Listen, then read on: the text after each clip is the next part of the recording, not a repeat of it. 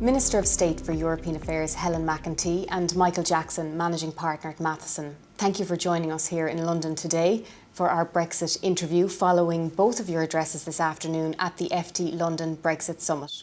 Minister McEntee, I'll start with you if I may.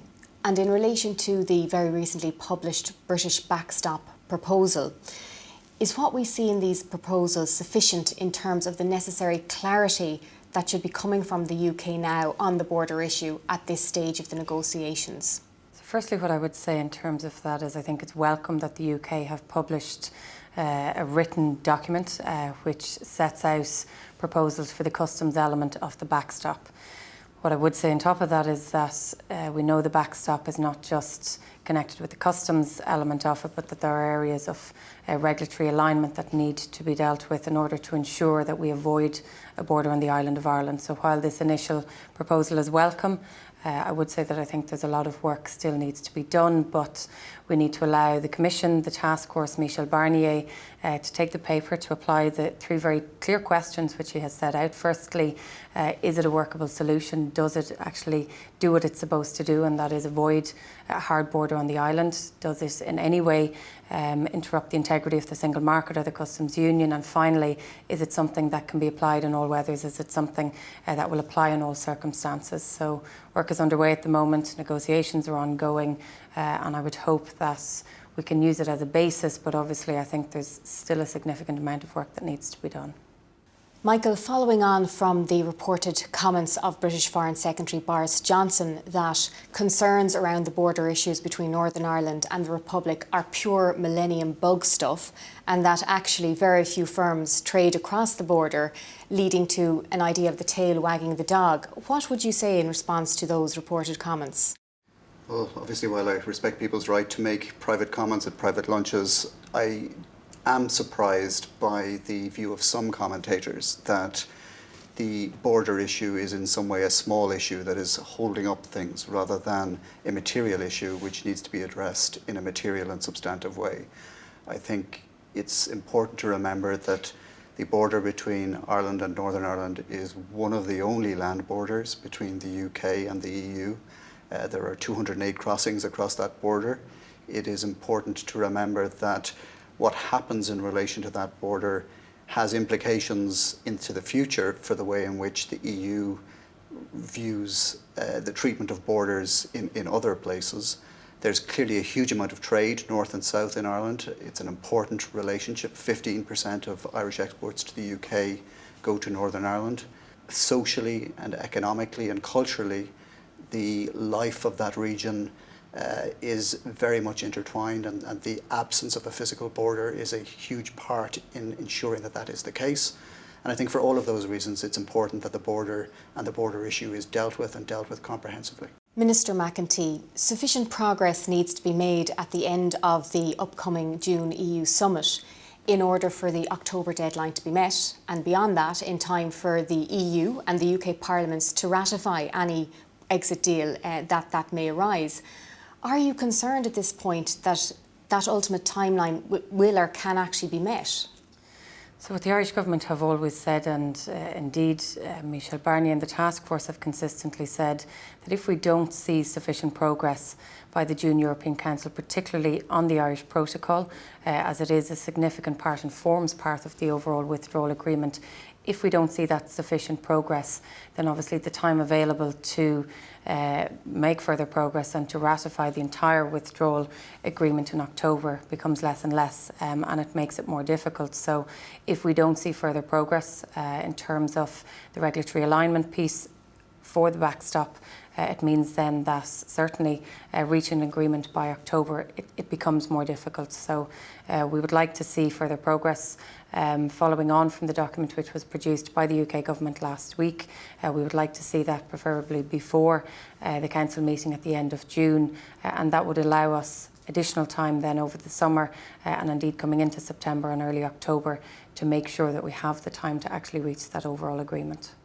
Michael, there appear to be increasing cross-sectoral warnings about a no-deal Brexit. Recently, John Thompson, the UK's tax authority head, warned that potentially there could be a cost of 20 billion in increased costs as a result of potentially a no-deal Brexit.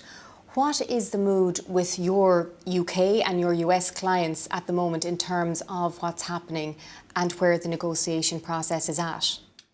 I think it's fair to say there is increasing concern that the probability of a no-deal Brexit is increasing as time moves on, and there is a lack of clarity still about what any future deal or arrangement may look like. So certainly our clients and businesses are preparing themselves on the basis that there may be a no-deal Brexit, despite the fact that none of them want to see that outcome. I think it's interesting here today in London that many of the contributions we listen to from businesses are stressing the importance of the fact that the idea that no deal is better than a bad deal is no longer an idea that business buys into, if it ever bought into it. People want to see a sensible arrangement, they want to see certainty, and they want to be able to plan for the future. And it's difficult for them to do that in the absence of progress. We read reports coming from the UK that the UK government is in preparation for a no-deal outcome. With just 9 months to go to March 2019, what contingency planning is there right now in Ireland for that scenario? So the Irish government from the very outset, from essentially the day after the Brexit vote, our Taoiseach at the time, Enda Kenny, brought together a cross-sectoral, cross-departmental committee. Work has since gone underway within each department to essentially identify all of the possible threats, challenges that might come about on the basis of everything from a hard Brexit to the best possible outcome, the closest possible relationship, from the biggest issues to the smallest issues. And following on from that, each department has then been asked to identify the possible funding supports they may need, the changes to legislation, regulation based on all of those eventualities. So it's quite difficult for departments to plan for something that they don't yet know will be the outcome, but at the same time we are trying to plan for all eventualities. What we've seen also is that there are some industries and businesses that have already been impacted, so we're of course trying to support them, and in particular the agricultural industry. What we produced in the last year or so and what we have allocated is a €300 million Brexit loan scheme fund. It's for business to apply for this funding if they are being impacted and they're feeling the impact. In particular, there's a specific fund for the agricultural sector as well. So there's lots of things happening. We have invested significantly into some of our own agencies like Enterprise Ireland, like Board BIA, to give them the capacity to hire new people to work with business, to engage with them, to try and identify themselves whether or not they are Brexit proofed, to help them look at new markets, look at diversifying, upskilling, changing the talent that they have as well, to make sure that irrespective of the outcome that they are prepared and that they are ready. So there's a lot of work happening, but obviously it's very difficult when there is essentially a vacuum and we don't know what the overall outcome will be. And Minister McEntee, to follow on from that, are Irish businesses ready for the prospect of a no-deal Brexit, should it happen? So the Irish government has been engaging with Irish business from the very outset, and we've tried to do so in a number of ways. The Taoiseach and myself chair a Brexit stakeholder forum which meets probably every 6 or 7 weeks, and it brings together members and representative organisations from education to research to business to agriculture, fisheries, and it allows us an opportunity obviously to inform them of how discussions are going and where we are in the Brexit negotiations, but also for them to feed back the challenges that they're facing, the concerns that their own business communities and citizens are raising with them.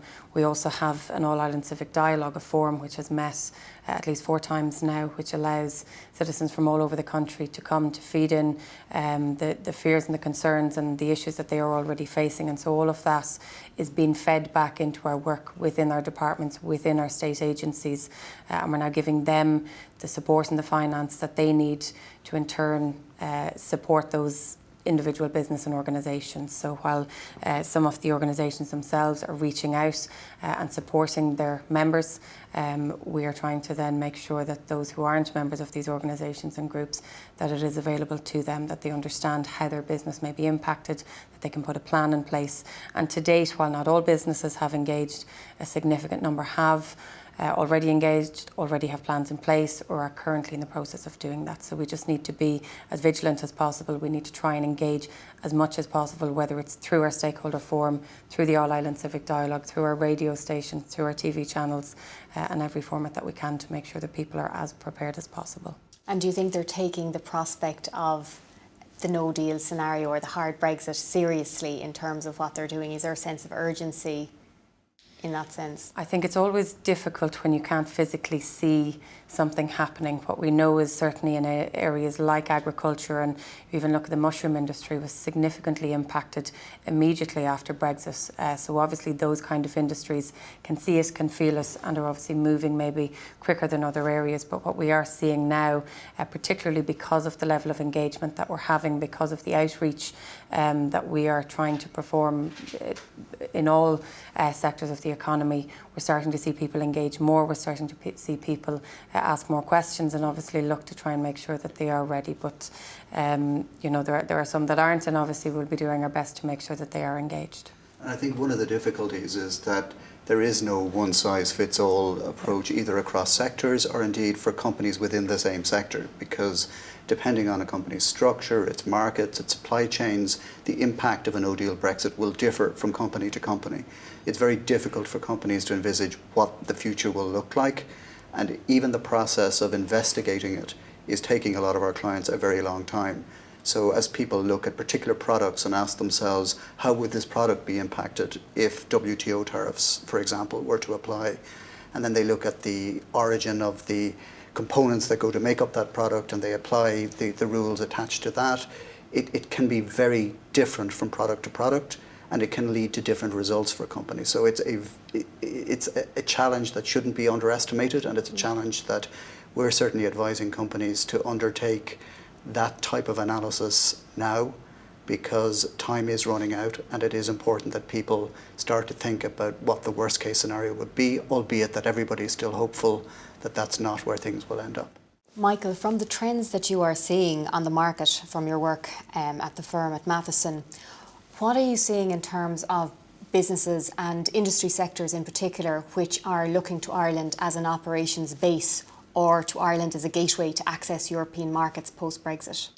We're seeing quite a bit of activity across a number of different sectors, particularly the regulated sectors, I have to say, because within the regulated sectors, it's generally easier to envisage what a post-Brexit environment will look like, because there is a history of third country activity within a lot of the EU regulations and directives that people can look to and anticipate how it would impact on their businesses. So we're seeing a lot of movement in the insurance space, in the banking space, in the asset management, and the fintech space. We're seeing a lot of movement in the payment space. So a lot of activity in the financial services industry. Recently increasing activity across other regulated industries like pharma, like data, where I think the Irish regulator again is very well respected, while at the same time, you know, very knowledgeable about the area.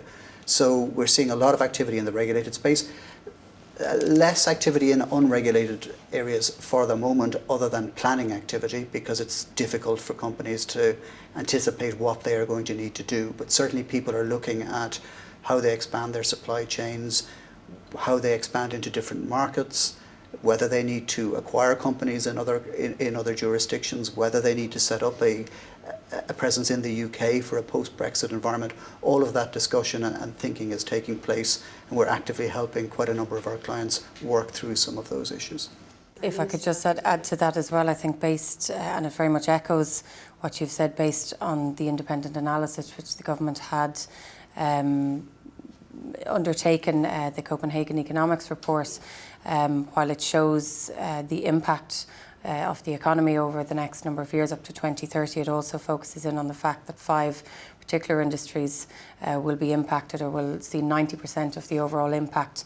But what's most interesting is that obviously this is based on the Irish government, it's based on departments, it's based on industry and organisations doing absolutely nothing to support those industries. So if we put the right measures in place, if we support business to diversify, to look at new markets, to possibly change or upskill, then we can actually shift the possible job losses and the possible challenges into a different direction where we actually don't see any job losses and where those challenges are overcome. So I think it very much comes down to working with business, working with industry, putting the correct measures in place, and that making sure the challenges that they may face, that they can actually overcome them, and they can overcome them, but obviously it's going to take time, energy and a lot of effort. It's probably also worth noting that in the early stages after the Brexit referendum, there was a tendency to look on this as a race between jurisdictions or a race between cities, and a lot of the rhetoric was around which city was winning at a given point in time. The reality in what we're seeing is that companies are expanding across a number of different locations. They are generally tending to choose to grow out existing operations, which are very often spread across different cities. And even where an announcement is made that they are doing something in one particular city, we're seeing them do other things in other cities too, whether that be them announcing that they're doing something in Dublin, but at the same time also building out activity in other cities and vice versa. And Michael, what would you identify as the biggest impacts to date which Brexit and its negotiation process has had for your clients? The biggest single impact is uncertainty and the difficulty for clients in anticipating how they're going to need to be structured and how they're going to access their primary markets post-Brexit. That uncertainty is creating cost, it's diverting attention away from other activities within those organisations, and is resulting in a huge amount of planning being done for various different scenarios. So there's no doubt that business would welcome certainty and would welcome a sight line as to what the future relationship is likely to be, so that they could plan for that while at the same time continuing to grow their business beyond simply the Brexit aspect of it. Minister McEntee, given the current challenges within the negotiation process and the arguably impossible political position which Prime Minister Theresa May finds herself in, are you confident that the EU position will not soften on the border question, even if that were to help to avoid a hard Brexit scenario? So in terms of the Irish border and the position of the Irish border, the Irish position has been the EU position and vice versa. And I suppose as Minister for European Affairs, a huge amount of my work is engaging with my colleagues, my European counterparts at our European Council meetings, but also travelling to meet them and obviously welcoming them to Ireland. And over the past year, what I have found is that support for Ireland hasn't just remained but has actually strengthened. So the issue of the Irish border, the issue of the Irish protocol, ensuring that there is no return to a hard border on the island of Ireland, and in particular protecting the peace process.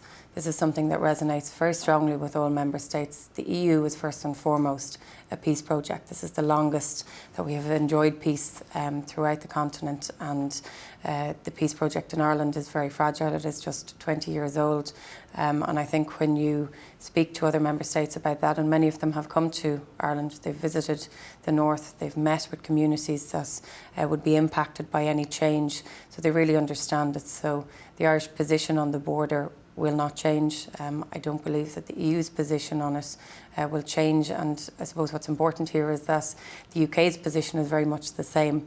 Theresa May has consistently said that they want and she wants and the UK want to avoid any return to a border on the island of Ireland. They want to protect the peace process in all of its facets. So what we need to do now is take the fact that all three of us agree on this issue and make sure that we can translate it into something that is legally workable and operational. So that's our aim and our target, but I believe that we have the full support of the EU behind us. Minister McEntee, do you think that the recent introduction of the US tariffs will serve to energise Brexiteers who believe that Britain can negotiate better on behalf of itself, or that it will operate as a stark reminder of the strength of the purchasing power of the EU 27?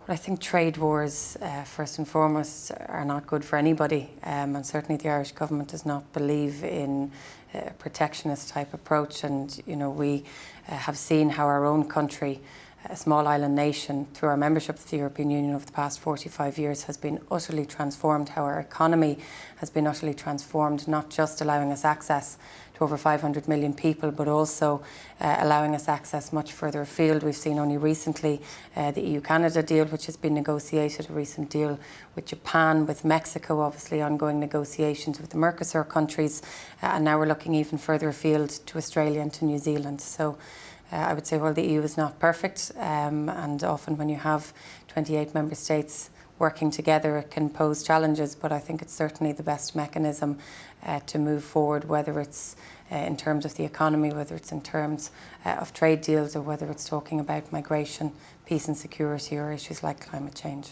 And Michael, as a concluding comment, what would your views be in relation to that question? I would agree with the Minister. I think that it's interesting that in the events of the past few months, not just the G7 summit, but indeed diplomatic incidents that have occurred over the last number of months, there's been huge support for the UK from other EU member states. I think that's something that's to be welcomed. I'm sure the UK welcomes it. And I think it underlines the fact that whatever our differences, there are strong common bonds between the UK and the EU. There are strong common bonds between Ireland and the UK.